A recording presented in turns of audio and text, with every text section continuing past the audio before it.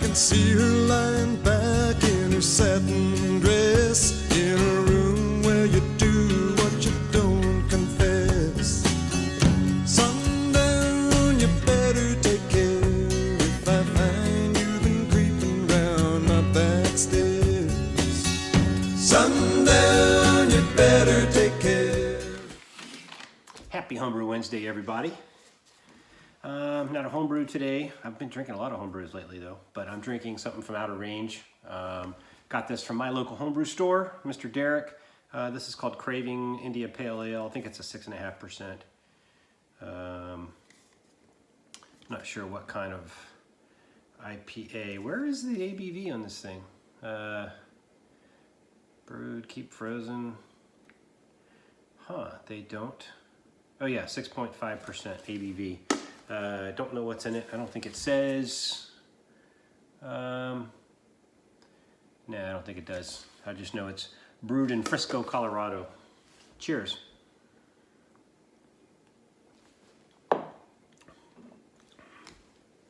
It's okay. All right. This is a cool Homebrew Wednesday because there is a brew day that I'm going to show. I brewed on Monday, Memorial Day. It was my Memorial Day brew day. I did a beer that we'll call Life's a Peach. It is a peach wheat ale. The peaches will probably be going in sometime this weekend. But you'll see there, it's just a typical wheat ale recipe. Let's see, I've got 2-row Munich, about almost equal parts of 2-row and flaked wheat, and then a couple of pounds of Munich malt.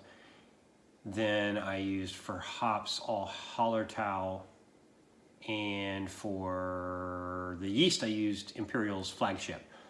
And you know, I had a little bit less efficiency than I thought, and I think it's because I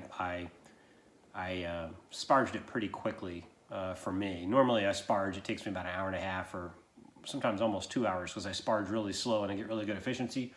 This time I sparged in about an hour, like what you're supposed to, and my efficiency dropped way down. So I was shooting for like a 5.2 and I ended up getting a 5%, or maybe it was a 5.3 and I got a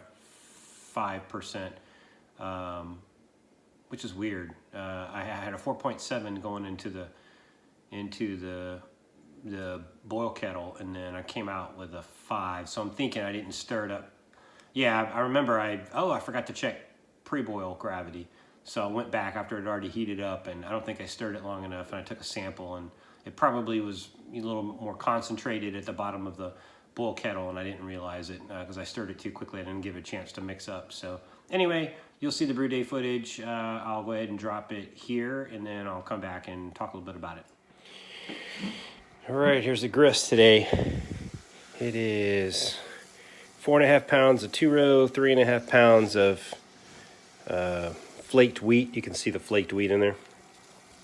And 2 pounds of Bonlander Munich, and I put some rice hulls in there to try to keep us from having a stuck sparge. Life's a peach. All right, there's the grain. It's yeah, the rice hulls made it look a little bit more volume, so that'll be easy to get the sparge going. Okay, I'm underletting from hot liquor tank through my hose, through my pump, back into the bottom of my mash tun where I'm filling up the grain from the bottom. If you look closely, you can probably see the grains moving. I don't know if you can see that, but usually you can see them kind of jumping around. Yeah, there you go. You can see that.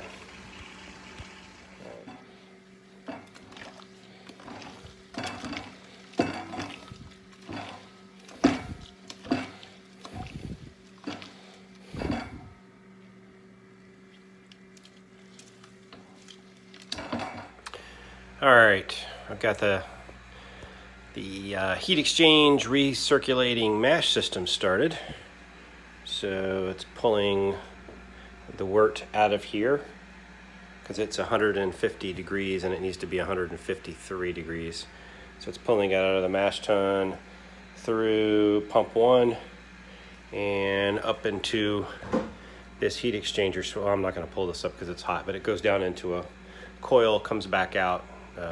There's heated water inside this tank, and then it comes back in to the top through this flow hose.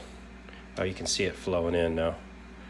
There it is coming back in. So it'll heat it up pretty quickly. It'll first drop because it's got some cooler water in the coil. It's got to warm up, and then eventually you'll see the temperature start climbing back up, and it'll get to 153, my target mash, and then I'll mash this for about an hour.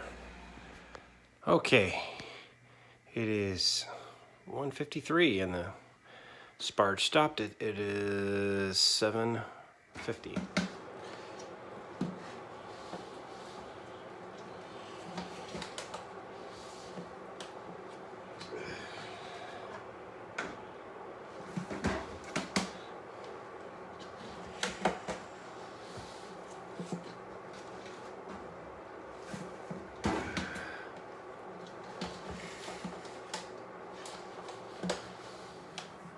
All right, there's the spent greens. Now I gotta clean out the mash tun and heating up the wort for the boil. It is at, ooh, it's getting pretty hot. Need to hurry up. Okay, got the hot blocker in, and there's a hot blocker on the inside too, getting close to boiling.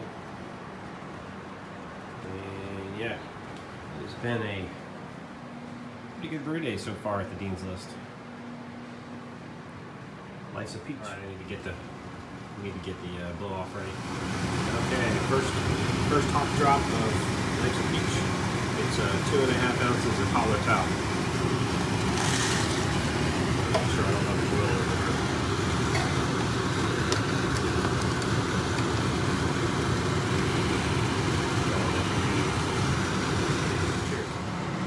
Happy Homebrew Wednesday. I should have filmed this part a little earlier, but it is a brew day to brew a beer called Life's a Peach. It's going to be a wheat ale, a peach wheat ale. Brewing it for one of my friends I met in a course in Charlottesville.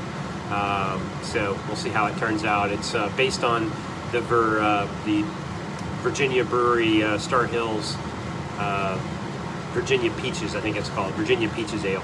So we'll see how it comes out. It's got some Munich, and then about 55, 45, or 40, 35% of two-row and flaked wheat. A lot of flaked wheat. 3.5 pounds of flaked wheat in this. So it should be cool. Hallertau for the hops, and then I just used Imperial's Flagship for the yeast. So got about another 30 minutes, about halfway through the boil. Halfway through the boil for me means a beer. It's Memorial Day. Happy Memorial Day to everybody out there. And hope everybody's having a good one. Cheers. Okay, we have finished the boil. Sorry, we are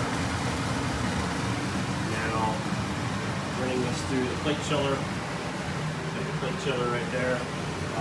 Obviously, you can see the cold water is coming out and going back in. And there is the peach ale going into the bucket. Oh, it's not peach yet. I gotta put the peaches in later. Okay, here we are. This is Life's a Peach. I didn't get as much gravity out of it as I thought. I must not have stirred it up when I did my pre-boil, because I got 1047. It was probably less than that. I don't think it was 1047 because I boiled it for an hour. Then I ended up at 1050, but that's gonna put me right about where I want to be, really. I mean, this needs to be a 5.1% beer, and I think with attenuation, I normally get that should put it around 5.1, so that's good. All right, let me get the yeast. All right, so here goes the Flagship into the, I'm gonna make sure I don't screw this up. Trying to film this with one hand is kind of dangerous. All right, here we go. Here goes all the yeast. Swim, guys. Have a good meal. I am not used to this, so this is like, I brewed this today and it's already going crazy. Huh. Okay, so you should have seen the brew day footage. It was really fun. Brewed it pretty quick. I got up at like 6:30.